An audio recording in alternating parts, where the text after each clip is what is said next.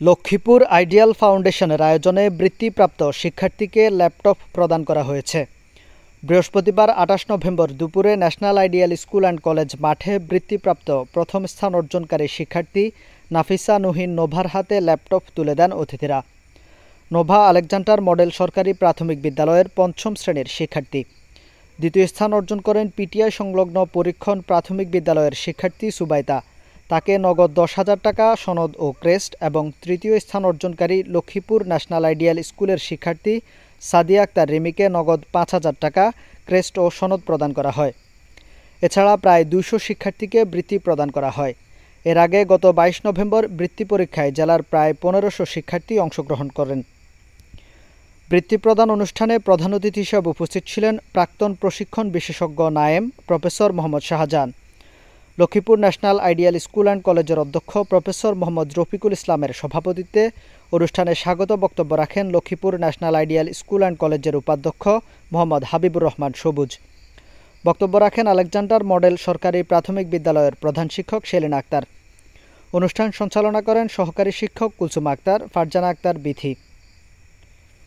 এছাড়া উপস্থিত ছিলেন কোঅর্ডিনেটর আবিদা বিনতি, ইসমাইল হোসেন, ফারহানা আক্তার, মারজাহান মুন্নি, আতিকুর রহমান, সাবিহা মাহমুদ, প্রভাষক কবিরুল ইসলাম, শরীফুল ইসলাম, রাফিউদ্দিন, রেজাউল করিম, ইউনুস মাহমুদ, সহকারী শিক্ষক মোহাম্মদ ইউসুফ, হামদে রাব্বি, জাহাঙ্গীর আলম, কর্মকর্তা মোহাম্মদ আব্দুল করিম, মাসুদুর রহমান প্রমুখ।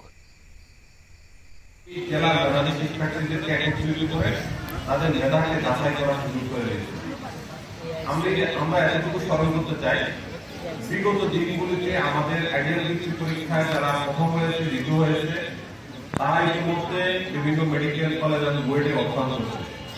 আমরা আশা করছি এই আজকের যে বৃত্তি পরীক্ষার পুরস্কার বিতরণে, এই পুরস্কার বিতরণে যে ২০০ শিক্ষার্থী বৃত্তি পাবে, তারা আগামী দিনে এই জেলার উজ্জ্বল করবে আমরা আশা করছি। সুপ্রিয় শিক্ষার্থী কিন্তু আপনারা ইতিমধ্যে দেখেছেন, আপনারা এই জেলা প্রায় ১,০০০ প্রাইমারি অথবা প্রাইভেট স্কুলের যা রুল সেরকম শিক্ষার্থীরা আজকে এই বৃত্তি পরীক্ষা অংশগ্রহণ করেন। আপনি ওই স্কুলে রুল কিন্তু এই স্কুলে যিনি এই বৃত্তি পরীক্ষা যিনি ২০০তম হয়েছে, তিনিও অন্য স্কুলের রুল নিশ্চয় এক ছিল। তার মানে এটি ধরা যায় যে আপনি নিজের জায়গায় যখন আপনি দাঁড়িয়ে থাকবেন, তাহলে আপনি বুঝতে পারবেন না যে আপনি কোন পজিশনে আছেন, আপনি কি সামনে আসেন না পিছনে আসেন। যখন আপনি সাধারণ মানুষের সামনে দাঁড়াবেন, তখন আপনি বুঝতে পারবেন আপনি কি সামনে আসেন নাকি পিছনে আসেন। আমরা আপনাকে সেই সামনের দিকে এগিয়ে যাওয়ার জন্য, স্বপ্ন দেখানোর জন্য আমাদের এই আয়োজনকে আপনারা আমাদের কার্যক্রমে অংশগ্রহণ করে সফল করেছেন। এই জন্য আমি আপনাদেরকে আবার কৃতজ্ঞতা প্রকাশ করছি। সুপ্রিয় শিক্ষার্থী বৃন্দ, আপনারা ইতিমধ্যে দেখেছেন যে এই পরীক্ষাটি অত্যন্ত স্বচ্ছতাশীল এবং খুবই কি বলা যায় কনফিডেন্সিয়াল প্রসেসে এই বৃত্তি পরীক্ষাটি আয়োজন করা হয়েছে।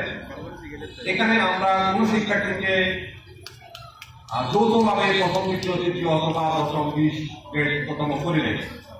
আমরা মনে করছি এখানে শুধুমাত্র মেধা যাচাইয়ের একটি প্রতিযোগিতা।